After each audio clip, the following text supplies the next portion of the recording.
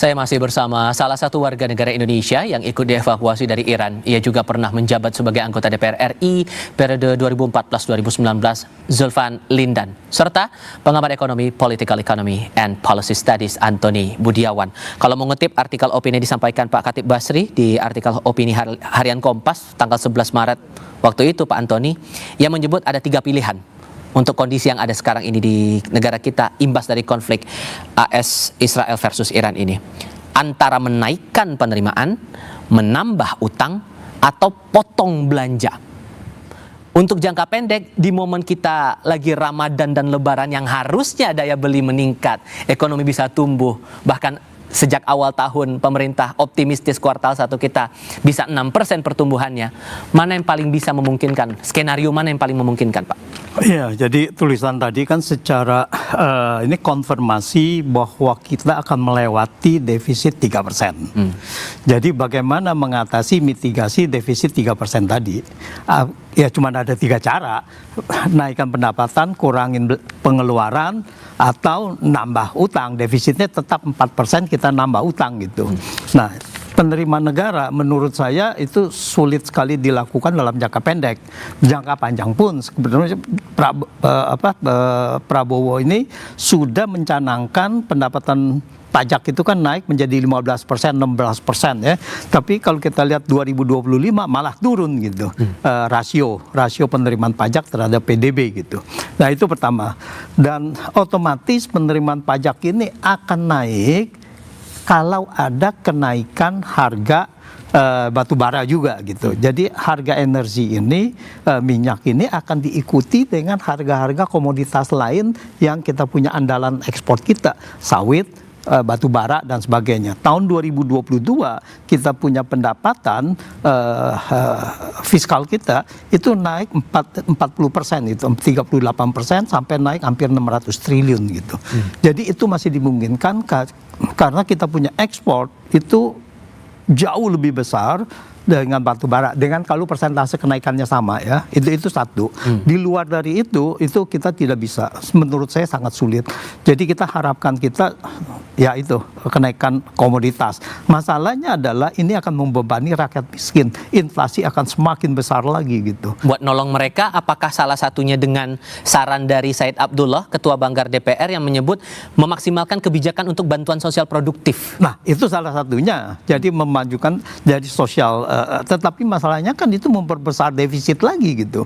Nah, itu memperbesar defisit.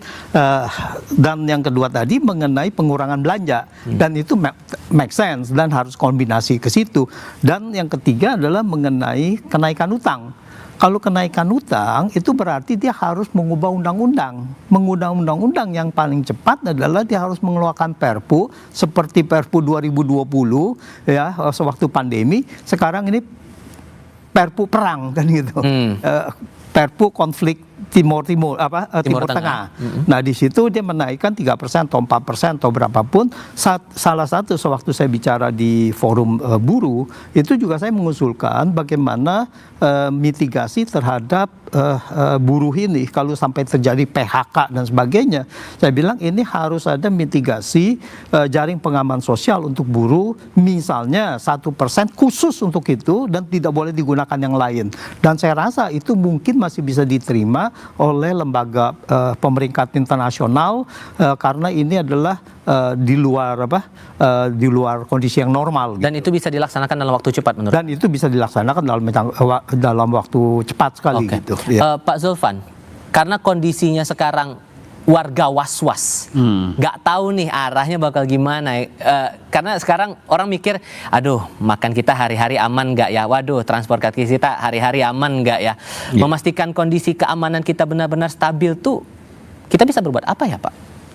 Ya, biasanya kan pemerintah itu melakukan langkah-langkah ya,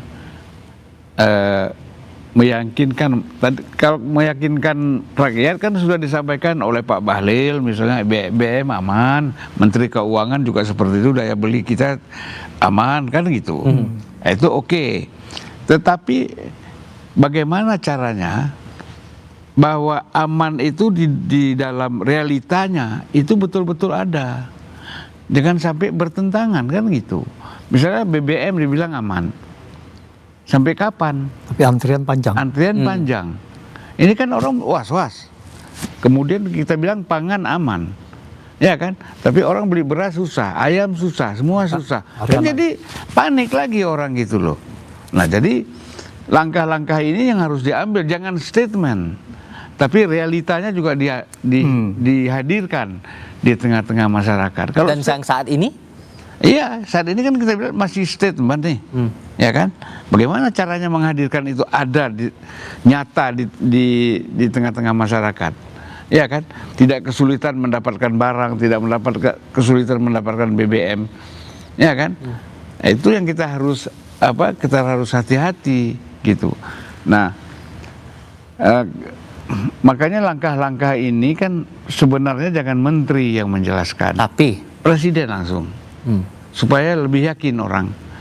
Kalau menteri ini bisa dibilang, wah ini cari muka sama presiden nanti ini, korbannya rakyat kan gitu.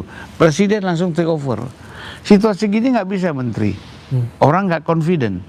Harus presiden yang menyampaikan supaya rakyat lebih confident. termasuk kemungkinan-kemungkinan apa yang diambil pemerintah kalau perangnya berkepanjangan yang bahkan bisa lebih 4 sampai 5 minggu, melebihi apa yang dikatakan Trump waktu itu. Iya, kan presiden yang tahu. Presiden bisa komunikasi sama Trump, bisa komunikasi sama presiden Iran, ya kan? Bagaimana nih sebenarnya sama Putin lagi, yang katanya mau buat